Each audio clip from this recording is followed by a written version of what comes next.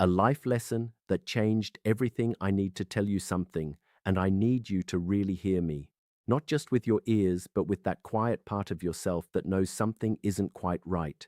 Maybe you've been working harder than ever. Maybe you're chasing success. Maybe you're waiting for the day when everything finally falls into place. The promotion, the money, the dream house, the perfect body, the recognition, whatever it is, you keep telling yourself, when I get that, then I'll finally be happy.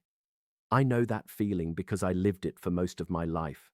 My name is Dr. Mindset RX. I'm 70 years old, and I spent more than 50 years chasing things I thought would make me feel complete. For 50 years, I believed happiness was waiting for me somewhere in the future, and after all that time, I discovered something that changed everything. The thing I was chasing wasn't what I really wanted, and chances are, neither is yours. So sit with me for a few minutes, because what took me half a century to learn, I want to share with you today. Maybe it will save you years of frustration, maybe it will change the way you see your life, and maybe it will help you realize that what you're searching for has been with you all along.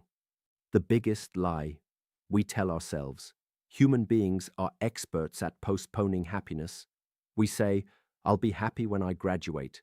I'll be happy when I find the right partner. I'll be happy when I earn more money. I'll be happy when I retire. Every stage of life comes with another condition, another requirement, another finish line, and every time we reach it, the finish line moves. It's like running toward the horizon.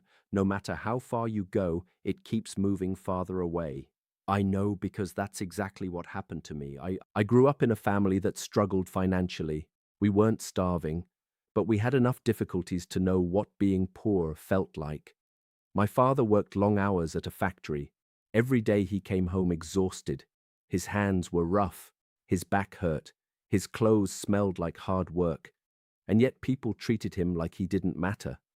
As a young boy, I watched that, and something inside me made a promise. That won't be me. I wanted respect. I wanted success. I wanted people to look at me differently. So I worked, and I worked, and I worked. Sometimes 60 or 70 hours every week. I sacrificed weekends, vacations, family time, everything, because I believed I was building a better life. The day success felt empty. Years passed. Eventually, I got everything I thought I wanted: a powerful position, a large salary, a beautiful office. People respected me. People listened when I spoke. My name was on the door. I had made it. At least that's what everyone else thought.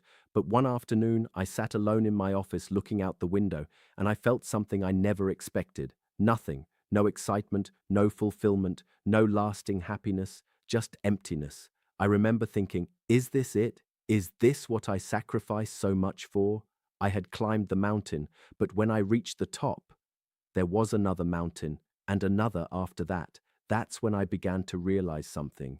I wasn't actually chasing money. I wasn't chasing status. I wasn't chasing success. I was chasing a feeling of being enough, a feeling of worth, a feeling of significance. I wanted proof that I mattered, and I thought achievement would give me that proof, but it never did, because no achievement can permanently fix an insecurity that lives inside you. The cost of constant chasing. Here's something people don't talk about enough. Every pursuit has a price, and sometimes the price is invisible until years later. While I was busy building my career, my children were growing up. There were baseball games I missed, school events I never attended, family dinners I skipped, moments that can never be recreated. At the time, I thought I was doing the right thing. I thought I was sacrificing for them. I thought I was being responsible. But years later, I realized something painful. I wasn't only sacrificing my time, I was sacrificing my presence. And those are not the same thing.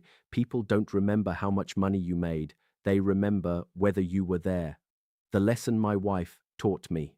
The hardest lesson came from my marriage. I thought being a good husband meant providing. So I provided. I worked harder, earned more, bought nicer things, gave my family everything money could buy. But one day, my wife looked at me and said something I'll never forget. She said, I don't need more money. I need you. I need you to listen. I need you to be here. At first, I didn't understand. I thought I was there. After all, I lived in the same house. I paid the bills. I handled responsibilities. But physically, being somewhere isn't the same as being present. My body was home, my mind was at work, my attention was somewhere else. And that's when I learned one of the most important truths of my life. People don't just need your support, they need your presence, your attention, your time, your heart. What I learned from older people. At 77 years old, I've had the opportunity to observe many people. Some are happy, some are miserable, and the difference is fascinating. The unhappy people are still chasing, still comparing, still keeping score, still measuring their lives against someone else's. They focus on what they don't have, what they lost, what they missed, what went wrong, and because of that, they never experience peace. But the happiest people I've met are different. They've stopped trying to prove themselves. They've stopped competing. They've stopped waiting. They appreciate ordinary moments, a conversation, a sunrise, a good book, a walk outside, a cup of coffee, simple things, things money can't buy, things success can't guarantee, things that were available all along. The secret of real freedom. Most people think freedom comes from wealth, but after 77 years, I can tell you that's not true. I've known wealthy people who were trapped by anxiety, and I've known poor people who felt completely free. Real freedom is not having everything. Real freedom is needing less. It's reaching a point where your happiness is no longer controlled by external circumstances. It's when criticism doesn't destroy you. It's when praise doesn't define you. It's when your peace doesn't depend on what happens around you, because your peace comes from within. That is freedom, and once you experience it, nothing else compares. Why fear never disappears. One thing surprised me most in life. Fear doesn't disappear when your problems disappear. When I paid off my house, I thought I'd stop worrying. Instead, I found new things to worry about: retirement, health, investments, the future. Fear simply changed its address. That's because fear isn't created by circumstances, it's created by the mind. And no amount of external success can permanently silence it. The only way to overcome fear is internally, by accepting uncertainty, by trusting yourself, by understanding that life will never be completely predictable, and that's okay. The most powerful realization of my life. After decades of searching, I finally understood something. Everything I thought I wanted was actually a substitute. I didn't want money. I wanted security. I didn't want status. I wanted significance. I didn't want approval. I wanted love. And I was looking for all those things in the wrong places, because those feelings don't come from achievements. They come from your relationship with yourself. You can have millions and still feel worthless. You can have fame and still feel lonely. You can have success and still feel empty, because inner peace is an inside job. Nobody can give it to you. Nobody can earn it for you. Nobody can buy it for you. Stop waiting for life to begin. If you're waiting for everything to be perfect before you allow yourself to be happy, you'll wait forever. There will always be another challenge, another obstacle, another problem.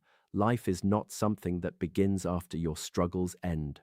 Life is happening right now, this moment, today, the people around you, the experiences you're having, the journey itself. Because one day you'll realize something shocking. The years you spent waiting for happiness were actually your life. Don't miss them. Final message.